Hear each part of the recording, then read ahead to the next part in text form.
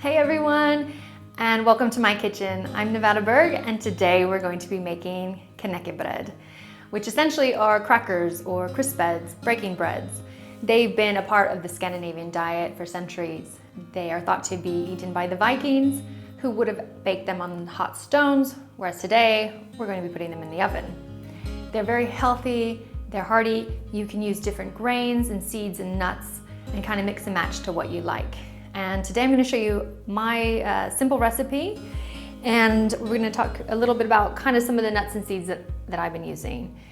We have oats, which form the base, and a coarse rye flour, which is basically pieces of the grain itself that's into it. And for the seeds and nuts, we've got sunflower seeds, we've got sesame seeds, pumpkin seeds, flax seeds, and we have wheat bran. We'll throw in a little salt and some warm water that has some honey mixed into it. And we're gonna mix this all together. It's kind of the therapeutic part because you just get to mix all the lovely textures together. Okay, and now we're gonna take the honey water and I'm just gonna pour it straight in, and then we're gonna mix it all together.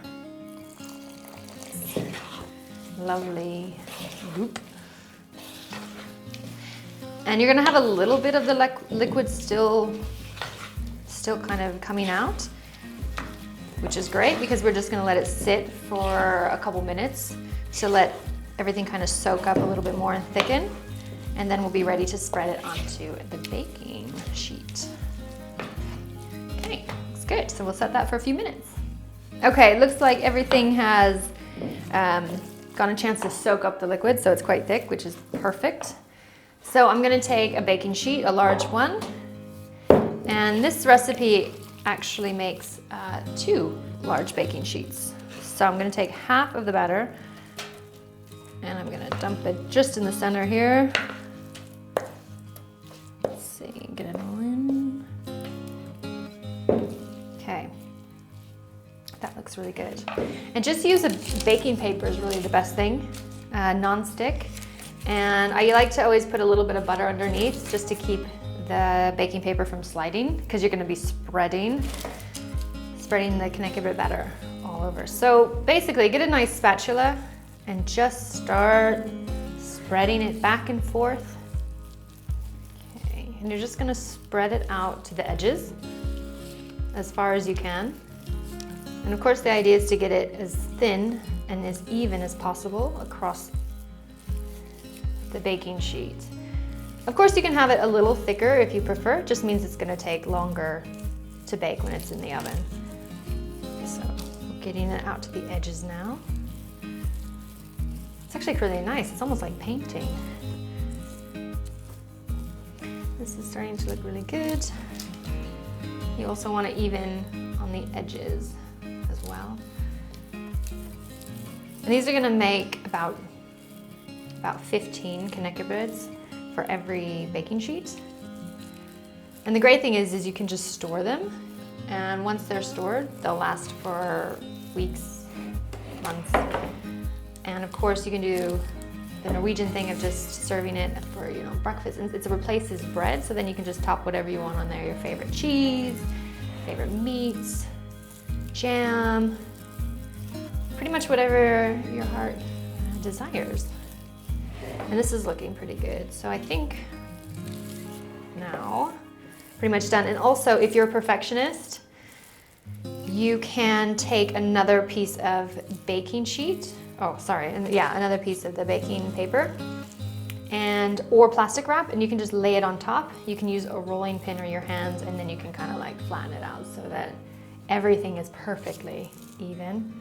So we're gonna just put this in the oven, and after we'll put both of them in the oven. You'll have your 2 sheets, one kind of on the top and one a little bit towards the bottom.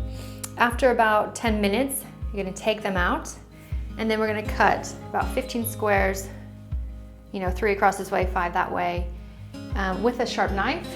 Just kind of, you don't have to kind of really cut them in, but you just want to make the lines so that when you take it out of the oven at the very end, they're just much easier to break apart in their lovely uniform shape.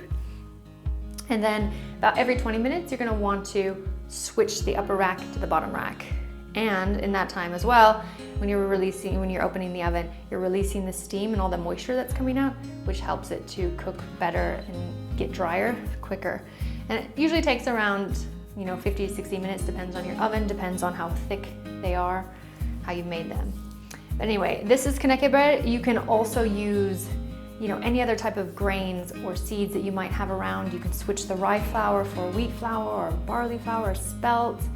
And if you don't want oats, you could do something else. So it's a really fun, practical way. You can add herbs, seasonings.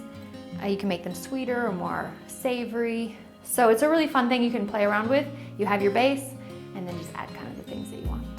So I'm gonna go pop this in the oven and get it cooking. Okay, so take them out of the oven, let them cool for a little bit, and then you just simply kind of peel away, that one broke, but that's okay. You simply peel away the paper.